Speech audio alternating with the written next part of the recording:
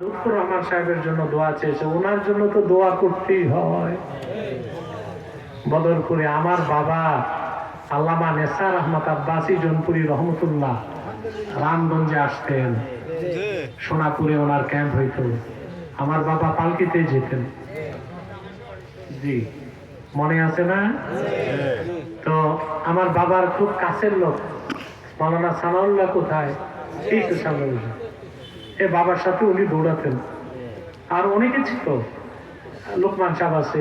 তো মাওলানা লুৎফর রহমান সাহেব আমার বাবার খেদমতে কয়েক যুগ কাটিয়েছে এবং নিজে উনি বক্তব্যে বলতেন যে আল্লামা নেসার আহমদ আব্বাসী রহমতুল্লাহ যখন সফরে যেতেন বন্দুকটা আমার হাতে দিতেন।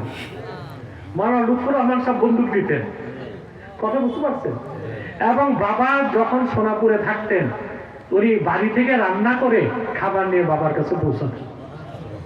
এই প্রবীণ আলেম মাওলানা লুৎফর রহমানের মতো দার্শনিক টাইপের আলেম আমি তো দেখি আসলে দার্শনিক ছিল, ছিল দার্শনিক ছিল, কোনো সুর ছিল না, কণ্ঠ ছিল না, কিন্তু কথার মধ্যে মানুষ চুপচাপ বসে তার কথা শুনতো, কারণ তার কথার মধ্যে ছিল প্রাঞ্জলতা, বিষয় ঠিক রাখতো আর সুন্দর সুন্দর যুক্তি দিত।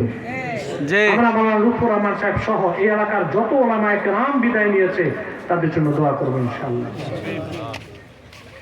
আমার মেজো ভাই তো আসে, আপনারা জানেন, আবার আসতেছি ইনশাআল্লাহ। আমার বাবাকে যেভাবে সম্মান করতেন, খাতির করতেন, ওভাবেই করবেন ইনশাআল্লাহ। আমার কিছু কিতাব স্টেজে আছে, নির্বাচিত তাফসীর প্রথম খণ্ড, এটা সূরা ফাতিহার তাফসীর নিয়ে যাবেন। নির্বাচিত তাফসীর দ্বিতীয় খণ্ড, সূরা ইখলাস ও সূরা ইনশিরাহের তাফসীর, এটাও নিয়ে যাবেন। এবং বুখারী শরীফের প্রথম হাদিস ইন্নামাল আমালু বিন্নিয়াত, এই একটি হাদিসের উপরে একটি ব্যাখ্যা গ্রন্থ নিয়ে যাবেন ইনশাআল্লাহ।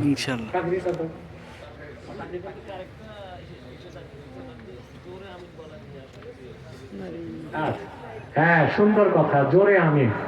অর্থাৎ আমরা আমিন জোরে বলবো না আস্তে বলবো, এই না? জি সুন্দর। আমি বুখারী শরীফের একটা হাদিসই বলতেছি, কি বুঝলেন?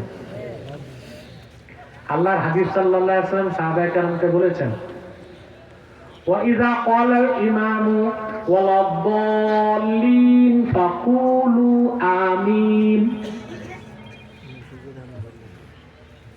ইমাম যখন বলবে ওয়ালাদ-দাল্লিন, তোমরা বলো আমিন। খেয়াল করেন, এটা বুখারী শরীফের মতন হাদিস। যদি আমাদের মুসল্লিদের উপর যদি আমিন জোরে বলা সুন্নত হইতো, তো ইমামের উপর কি জোরে বলা সুন্নত হইতো না? ইমামের জন্য যদি জোরে আমিন বলা সুন্নত হতো, তা হাদিসে কি আসতো? ওয়াইযা ক্বালাল ইমামু ওয়ালাদ-দাল্লিন আমিন ফাকুলু আমিন। ইমাম যখন বলবে ওয়ালাদ-দাল্লিন আমিন, তোমরাও বলো আমিন। না, এটা বলা হয় না, বলা হয়েছে ওয়াইযা ক্বালাল ইমামু ওয়ালাদ-দাল্লিন ফাকুলু আমিন। ইমাম যখন ওয়ালাদ-দাল্লিন বলবে তখন তোমরা আমিন বলো। তাহলে বোঝা যায় ইমাম নিজে আমিনটা আস্তে বলবে। ইমামের উপর যদি আবশ্যকতা আমিন জোরে বলা, তাহলে হাদিসে আসতো কি? ওয়াইযা ক্বালাল ইমামু ওয়ালাদ-দাল্লিন আমিন ফাকুলু আমিন। এটা বলা হয় নাই, বলা হয়েছে ইযা ক্বালাল ইমামু ওয়ালাদ-দাল্লিন ফাকুলু আমিন। ইমাম নিজেই যেখানে ওয়ালাদ-দাল্লিন পর্যন্ত জোরে বলবে, আমিন আস্তে বলবে, সেখানে মুসল্লি আবার আমিন জোরে বলে কেন? এটাই সুন্নাহ। আচ্ছা, এখন মুসলিম শরীফের একটা হাদিসে দেখা যায় যে সাহাবায়ে কেরাম জোরে আমিন বলতেন। এখানে আবার উসুলে হাদিস, কওলি হাদিস আর ফি'লি হাদিসে যদি তারুজ হয়, তারজিহ দিতে হয় কওলি হাদিস। বুখারীর হাদিসটা কওলি হাদিস।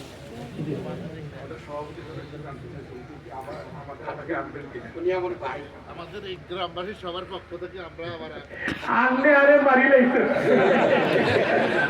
এই জঙ্গলের হিসকিনে ওই আমি বসেই দিচ্ছে। আমি দেখেন, আমি তো বুঝলাম আমার বাবার এলাকা, দাদার এলাকা, পূর্বপুরুষের আবাদ করা এলাকা। আমার ভাই তো আসে, আমি ঠিক আগামী বছর না পারলো আবার চেষ্টা করবো আসার ইনশাআল্লাহ। আল্লাহ কবুল করলে আমি দেখবো ইনশাআল্লাহ। আমি পাগড়ি দিচ্ছি, তারপর দোয়া হচ্ছে। যে এখন আমাদের আজকের হযরত থেকে পাগড়ি নিচ্ছে আমাদের ছাত্র ভাই মোহাম্মদ সিয়াম হোসেন মোল্লা। সে আমাদের ভাতিজা হয়, সে আমাদের আব্বাস মোল্লা বাড়ি সোহেল মোল্লার ছেলে। 30 পারা কোরআন শরীফ হেফজ করছে, সে পরিপূর্ণ হাফেজ। আজকের আমাদের হজরত থেকে পাঠিয়ে নিচ্ছে। এরপরে আমাদের নুরানি মাদ্রাসা সেন্টারে যারা বিভিন্নভাবে উত্তীর্ণ হয়েছে তাদেরকে পুরস্কৃত করা হবে।